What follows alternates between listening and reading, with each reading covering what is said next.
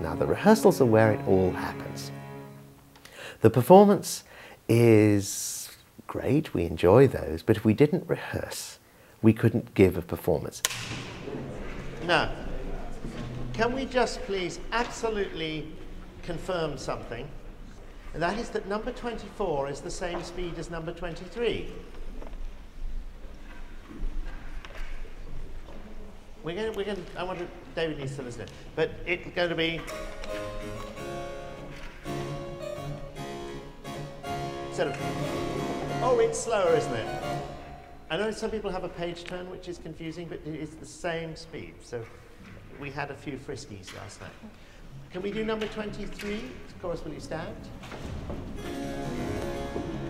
And this is also so David can get a balance and see what happens. So this is the pickup to actually bar 44. Let all. So 1, 2.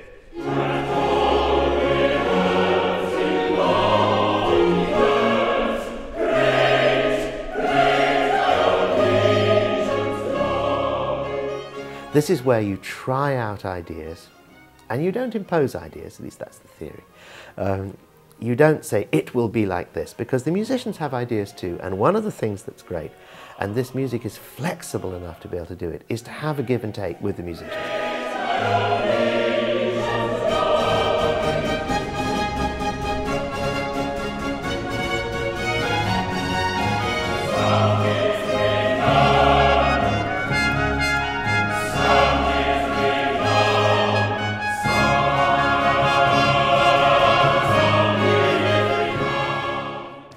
Our music in the mail about 3 weeks before we start, and I take a look at that, try and identify the really difficult bits, put in bowings and fingerings that I need, and I try to really learn my part cold before I go in there, because I want to be able to be as spontaneous as I can when we start rehearsing. I know it will change. Whatever I have in my head is not what's going to be the final result. In a rehearsal, an orchestra spends most of their time doing short bits of music. We don't play long sections, but maybe one 3-minute movement or a piece of a work of music. And we'll play through it, and we'll see what went wrong, what went right, and we'll talk about it.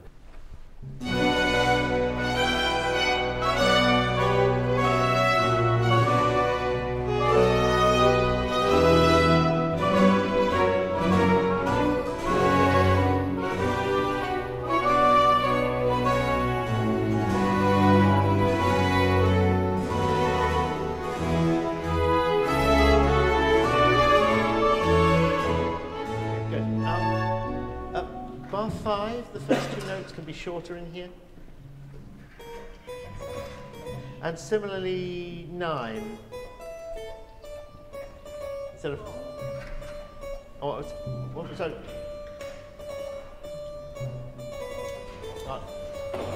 Make the D a little shorter, can you? Should we be loud here, soft there? The strings will decide what the bowing should be. The violins, in conjunction with the winds, will decide where the ornaments or the trills should be placed. And the bass line will decide, what the articulations should be. What that means, whether the notes are short or long. So all this stuff gets worked out in a rehearsal.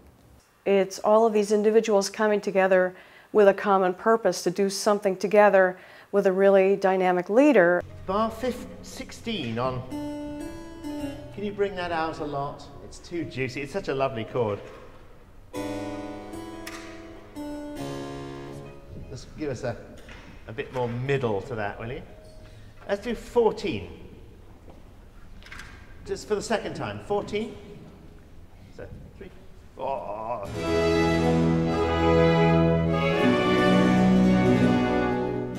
The group is so much more than each of us individually could be. So there's a coming together as a group, but also a real freedom in the way we play together, because we've played together for so long that we can really do very dynamic things. It's a lot of fun. Yeah. It's frisky, but it mustn't be frisky and a cellarando. It's a long piece.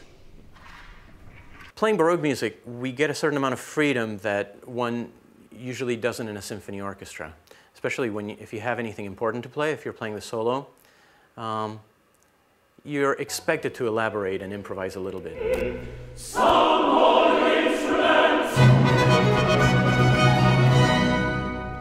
Let all mankind the pleasure share and blessings. It's me who hasn't worked this out, but let's make it a half note at the end rather than a quarter note, which is what the trumpets played. It's not like playing in a symphony orchestra where if I start playing stuff that's not on the page, I'm probably going to get some dirty looks, at the very least. Here it's actually quite the opposite very often. If you play what's on the page, it's wrong. You have to do something else, anything. Really, just make it interesting.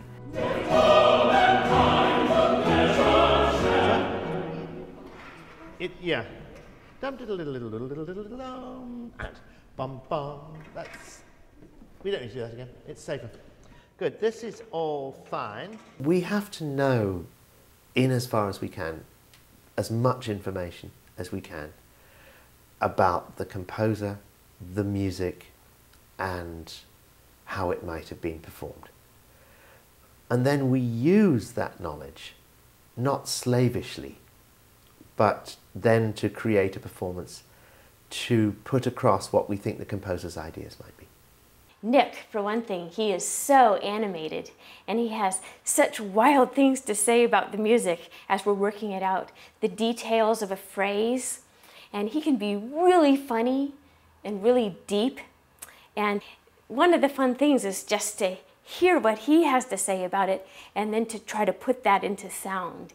And also to do that with everybody else at the same time. I mean, it's sort of like flying with a flock of birds or something. Imagine that it's a shivery day, will you? It of course isn't, but probably was in Purcell's time. The Thames used to freeze. Yeah, so, this first note, can we get the first note to rather than...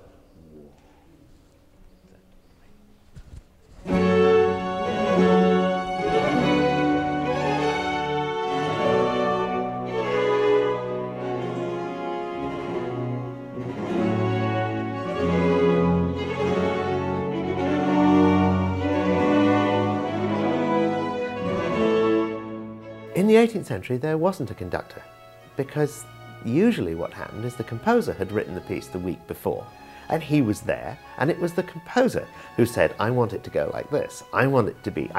Nobody had to second guess the composer because he'd written it. My job is to somehow second guess what the composer might have intended. But in the 18th century, he was there. He was a living, breathing musician, and so he would write the piece, often very close to performance time. Copyists would frantically write it out, no Xerox in those days. And musicians would rehearse it a couple of times. Composer would say what he wanted. He'd often find that maybe he had a better idea having heard it. And they would perform it. And then quite often after that, it was forgotten. It was sent to the library and he had to write something new. So just slightly swing all the 8th notes that you have. Should we try that? From bar 41 of number 31. So, 1, 2, 3.